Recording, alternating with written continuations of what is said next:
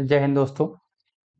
आज इस क्लास में हम लोग 3 टॉपिक डिस्कस करेंगे जो वेरी इंपॉर्टेंट है आपके एग्जाम के पॉइंट ऑफ व्यू से। फर्स्ट है यहाँ पे विटामिन्स। ठीक है। विटामिन्स का बेसिकली यहाँ पे विटामिन जो है, विटामिन्स का रासायनिक नाम पूछा जाता है आपसे एग्जाम में। उसका उपयोग क्या, मुख्य कार्य क्या है, ठीक है, और उस विटामिन्स की कमी से क्या रोग हो सकता है। ये जो 4 पॉइंट्स हैं यहाँ पर आपको काफी ध्यान देना है यहाँ पर।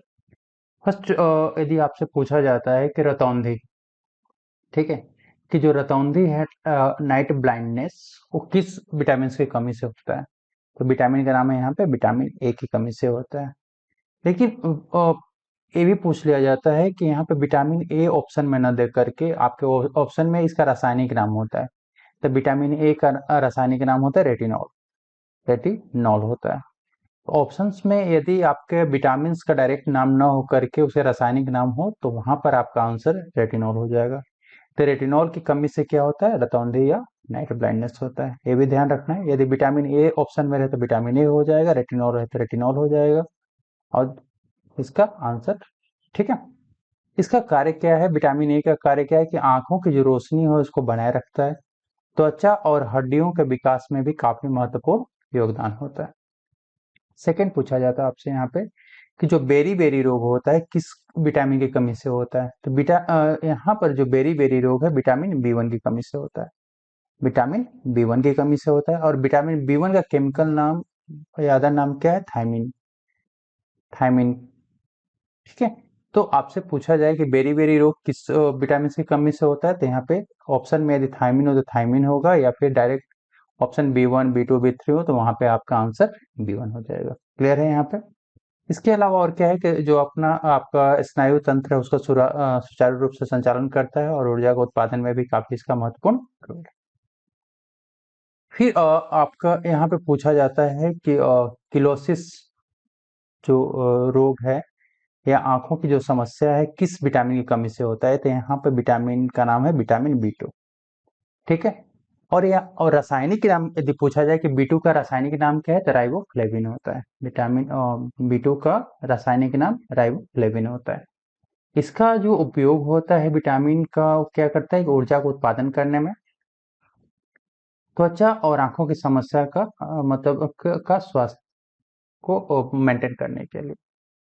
फिर नेक्स्ट क्वेश्चन पूछा जाता है कि यदि पेलाग्रा जो रोग है वो किस विटामिन की कमी से होता है। तो यहाँ पर विटामिन बी थ्री हो जाएगा। और यदि आपसे केमिकल नाम उसका पूछ लिया जाए तो इसका नाम होता है नियासिन या निकोटिनिक एसिड होता है, ठीक है। तो ये डिपेंड करता है कि आपसे आपके ऑप्शन में बी थ्री रह रहा है या नाइसिन रह रहा है, ठीक है। इसका अदर पाचन तंत्र को सही करता है। त्वचा और तंत्रिका तंत्र का जो नर्वस सिस्टम है वहां पे भी इसका काफी इंपॉर्टेंट रोल होता है, ठीक है।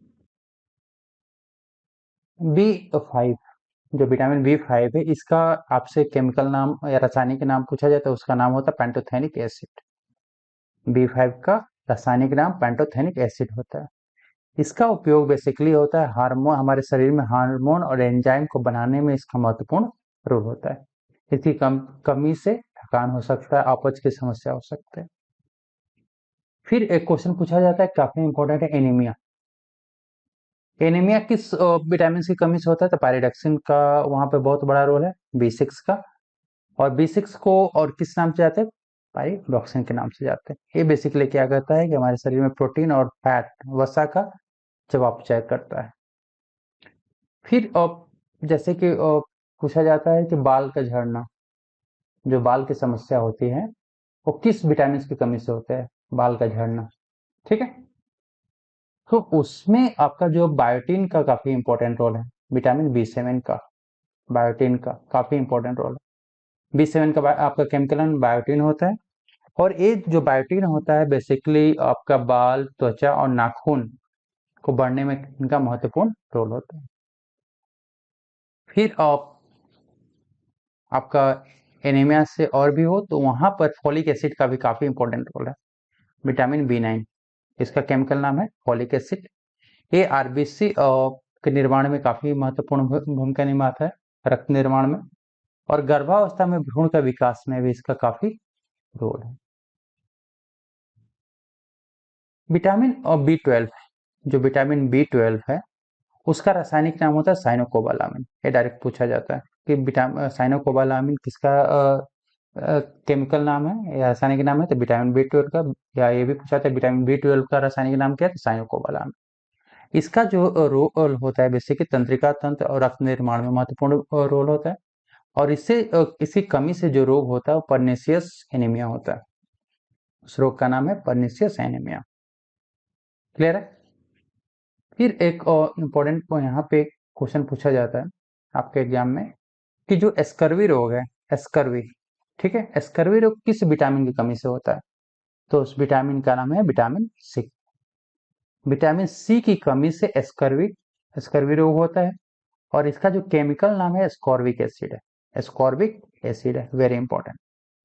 ये क्या कहता है, जो रोग प्रतिरोधक क्षमता उसको बढ़ाता है और घाव को भरता है। रिकेट्स बच्चों में और ऑस्टियोमेलेसिया बड़ों में, ये वेरी इंपॉर्टेंट दो रोग हैं। ये किसकी कमी से होता है, तो विटामिन डी की कमी से होता है। विटामिन डी की कमी से होता है। और विटामिन डी का केमिकल नेम आपसे पूछा है तो कैल्सीफेरॉल होता है। विटामिन डी का जो केमिकल नेम होता है कैल्सीफेरॉल होता है।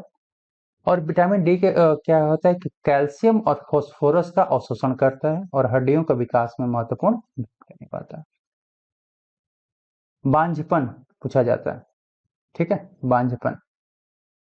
बांझपन की समस्या किस विटामिन की कमी से होता है, तो विटामिन ई। या ऑप्शन में आपका टोकोफेरोल भी दे सकता है, विटामिन ई ना दे करके टोकोफेरोल भी दे सकता है। ये के बेसिकली क्या था, एंटीऑक्सीडेंट का काम करता है और प्रजनन और मांसपेशियों के स्वास्थ्य का के डेवलपमेंट में इसका काफी रोल होता है। फिर पूछा जाता है कि ब्लड क्लॉटिंग, रक्त का थक्का जमना किस विटामिन की वजह से होता है, तो विटामिन के की वजह से होता है, ठीक है। और उसको फाइलोक्विनोन भी कहा जाता है, ठीक है। यदि ए विटामिन की कमी हो जाती है तो आपका ब्लड क्लॉटिंग नहीं हो पाएगा और मैक्सिमम ब्लड आपका फ्लो कर जाएगा।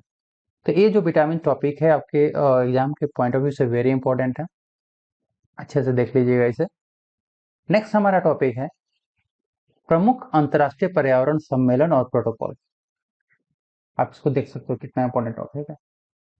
फर्स्ट हम लोग बात करें यहाँ पर स्टॉकहोम कन्वेंशन के, स्टॉकहोम कॉन्फ्रेंस या स्टॉकहोम सम्मेलन का। तो ये जो सम्मेलन हुआ था आपको स्वीडन में हुआ था। ईयर आपसे पूछा जाए तो 1972 1972 में हुआ। और वहां पर फर्स्ट टाइम सतत विकास की अवधारणा को बल मिला था, ठीक है, सतत विकास की अवधारणा को बल मिला था। और ये पहला जो था फर्स्ट वैश्विक लेवल पे, विश्व लेवल पे पर्यावरण सम्मेलन। तो यदि पूछा जाए कि पहला एनवायरमेंट सम्मेलन कौन सा है, तो स्टॉकहोम कन्वेंशन है। और ईयर पूछा जाए तो स्टॉकहोम कन्वेंशन आपका 1972 में, 1972 में हुआ। क्लियर। फिर रामसर सम्मेलन या रामसर कन्वेंशन, ये बेसिकली वेटलैंड्स जो होते हैं, आर्द्र भूमियां जो होती है उसके संरक्षण से संबंधित है। और इसमें प्रवासी पक्षियों के संरक्षण की भी बात की गई है। रामसर कहाँ पे, तो रामसर ईरान में है। और ये जो सम्मेलन हुआ था 1971 में हुआ था, 1971 में हुआ। ईयर आपसे पूछा जाए कि रामसर कन्वेंशन कब हुआ था, तो 1971 में हुआ था। रामसर कहाँ पे, तो ईरान में है। और किससे संबंधित है, तो आर्द्रभूमि या वेटलैंड से संबंधित।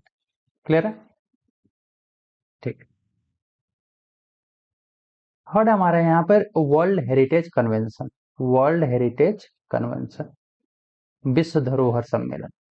एक फर्स्ट टाइम कहाँ पे हुआ था, 1972 में हुआ, ठीक है, 72 में हुआ था। और ये बेसिकली प्राकृतिक और सांस्कृतिक धरोहर का संरक्षण होता है। बेसिकली इसको यूनेस्को के द्वारा मैनेज किया जाता है, ठीक है। वियना कन्वेंशन, वियना सम्मेलन, ये बेसिकली है आपका ओजोन परत की सुरक्षा से संबंधित है, ओजोन परत की सुरक्षा से संबंधित है। और कन्वेंशन का ईयर आपसे पूछा जाए तो 1985 में हुआ। फिर मॉन्ट्रियल प्रोटोकॉल, वेरी इंपॉर्टेंट है भैया। मॉन्ट्रियल प्रोटोकॉल, मॉन्ट्रियल प्रोटोकॉल का जो ईयर है 1987 में, मॉन्ट्रियल प्रोटोकॉल 1987 में हुआ था। इसमें जो आपके ओजोन परत को जो क्षय करने वाले हैं गैसेस, उन पे काफी फोकस किया गया था, जैसे क्लोरोफ्लोरोकार्बन, ठीक है, कि इनको समाप्त कर देना चाहिए। फिर आपका होता है वेसल कन्वेंशन आता है, ठीक है। वेसल कन्वेंशन का ईयर है 1989, 1989। इसमें जो हजार्डस वेस्ट हैं या खतरनाक अपशिष्ट हैं, उनका सीमा पार व्यापार और निपटान में के लिए यहाँ पर बात हुई थी। फिर रियो अर्थ समिट की बात करते हैं, वेरी इंपॉर्टेंट। रियो कहाँ पे? ब्राजील में। और ये जो समिट हुआ था 1992 में हुआ था। ये समिट भी काफी इंपॉर्टेंट है। यहाँ पर सतत विकास की बात की गई थी, सस्टेनेबल डेवलपमेंट की बात किया गया था, ठीक है। सतत विकास, सस्टेनेबल डेवलपमेंट की बात की गई थी, जैव विविधता की बात हुआ था, और जलवायु परिवर्तन की भी बात हुई थी यहाँ पे, और एजेंडा 21, ये भी काफी इंपॉर्टेंट कि एजेंडा 21 कब हुआ था? तो 1992 के रियो अर्थ समिट में। क्लियर है? फिर क्योटो प्रोटोकॉल। क्योटो प्रोटोकॉल की बात करें तो क्योटो कहाँ पे है? जापान में है। और ये जो प्रोटोकॉल आया था 1997 में हुआ था, ठीक है। इसमें जो ग्रीन हाउस गैसेस हैं, ग्रीन हाउस गैसेस के उत्सर्जन को घटाने के लिए समझौता किया गया था यहाँ पर। फिर जोहान्सबर्ग सम्मेलन, world summit on sustainable development, इस सस्टेनेबल डेवलपमेंट पे समिट हुआ था। जोहान्सबर्ग कहाँ पे? दक्षिण अफ्रीका में। और ये जो समिट हुआ था 2002 में हुआ था। यहाँ पर जो एसडीजी गोल्स है, सस्टेनेबल डेवलपमेंट गोल्स है, सतत विकास लक्ष्य है, वहाँ उनको वहाँ उन गोल्स पे फोकस किया गया था, बल दिया गया था। फिर पेरिस एग्रीमेंट बात करें यहाँ पर, तो जो पेरिस एग्रीमेंट है आपका यूएनएफसीसी के अंडर में 2015 में हुआ था। और यहाँ पर बात हुई थी कि जो ग्लोबल वार्मिंग है उसको 2 डिग्री सेंटीग्रेड से नीचे सीमित रखना है, और कोशिश करना है कि हमारा टेम्परेचर 1.5 डिग्री सेंटीग्रेड तक मेंटेन रहे। फिर नगोया प्रोटोकॉल, नगोया प्रोटोकॉल ये 2010 में आया था। यहाँ पर नगोया प्रोटोकॉल में जैव विविधता और आनुवंशिक संसाधनों के संरक्षण से संबंधित बात हुई थी। फिर आपका कार्टाजेना प्रोटोकॉल जो काफी इंपॉर्टेंट है, ये 2000 में हुआ था। और यहाँ पर जेनेटिक मॉडिफाइड जो ऑर्गेनिज्म है, ठीक है, उनकी सुरक्षा और नियंत्रण से संबंधित डिस्कशन हुआ। तो ये काफी इंपॉर्टेंट आपके पर्यावरण संबंधित सम्मेलन और प्रोटोकॉल्स हैं, जहाँ आपके डेफिनेटली यहाँ से क्वेश्चन पूछे ही जाते हैं आपके एग्जाम में। नेक्स्ट हमारा टॉपिक है महत्वपूर्ण अंतरराष्ट्रीय संगठन, ठीक है। सो देखेंगे यहाँ पे कि इस संगठन का नाम, किस वर्ष उसका स्थापना हुआ था, उसका मुख्यालय कहाँ पे, और जो संगठन बनाया गया था उसका उद्देश्य क्या था, किस पर्पज से उसको बनाया गया था। सो फर्स्ट हम बात करें यहाँ पे संयुक्त राष्ट्र संगठन, यूनाइटेड नेशन ऑर्गेनाइजेशन के, यूएनओ। इसका जो स्थापना वर्ष 1945 है, 1945 में स्थापना किया गया था। और पूछा जाए कहाँ पर, तो यूएसए के, अमेरिका के न्यूयॉर्क में हुआ, ठीक है। और इस पे फोकस जो किया गया है, इसका जो मुख्यालय है यहाँ पे, और इस पे जो फोकस है यहाँ पे अंतर्राष्ट्रीय शांति और सुरक्षा को बनाए रखना है, सहयोग और विकास में भागीदारी बननी है। सो इसके लिए बनाया गया था 1945 में संयुक्त राष्ट्र संगठन। उसके बाद फिर वर्ल्ड हेल्थ ऑर्गेनाइजेशन, विश्व स्वास्थ्य संगठन, विश्व स्वास्थ्य संगठन की स्थापना 1948 में किया गया और इसका मुख्यालय जिनेवा, स्विट्जरलैंड में बनाया गया। ये वैश्विक लेवल पे विश्व लेवल स्वास्थ्य, टीकाकरण और महामारी नियंत्रण में महत्वपूर्ण भूमिका निभाता है। वर्ल्ड बैंक, विश्व बैंक की बात करें यहाँ पे, तो विश्व बैंक की स्थापना 1944 में की गई थी और इसका मुख्यालय वाशिंगटन डीसी, अमेरिका के वाशिंगटन डीसी में बनाया गया। ये जो विकासशील देश होते हैं, जो डेवलपिंग कंट्रीज होते हैं, उनको ऋण और आर्थिक सहायता प्रोवाइड करता है। विकासशील देशों को ऋण और आर्थिक सहायता प्रोवाइड करता है। अंतर्राष्ट्रीय मुद्रा कोष, आईएमएफ, इसकी स्थापना 1944 में किया गया था और इसका जो मुख्यालय है वाशिंगटन डीसी, अमेरिका में है। और ये बेसिकली जो वैश्विक लेवल पे वित्तीय स्थिरता है उसको रखने के लिए है, ठीक है। और ऋण सहायता भी प्रोवाइड करता है जो मेंबर कंट्रीज है उनको, ठीक है। फिर वर्ल्ड व्यापार संगठन की बात करें, वर्ल्ड ट्रेड ऑर्गेनाइजेशन, तो इसका जो स्थापना 1995 में हुआ था, इसका मुख्यालय जिनेवा में स्थित है।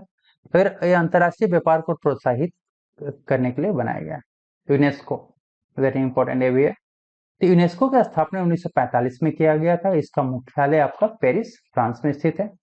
यह शिक्षा, विज्ञान और सांस्कृतिक धरोहर के संरक्षण के लिए इसको यूनिसेफ की बात करें, यूनिसेफ की स्थापना 1946 में किया गया था। मुख्यालय न्यूयॉर्क में स्थित है। यह बच्चों के स्वास्थ्य, पोषण और शिक्षा पे फोकस करता है। क्लियर है यहाँ तक? नेक्स्ट है आपका FAO, food and agriculture organisation.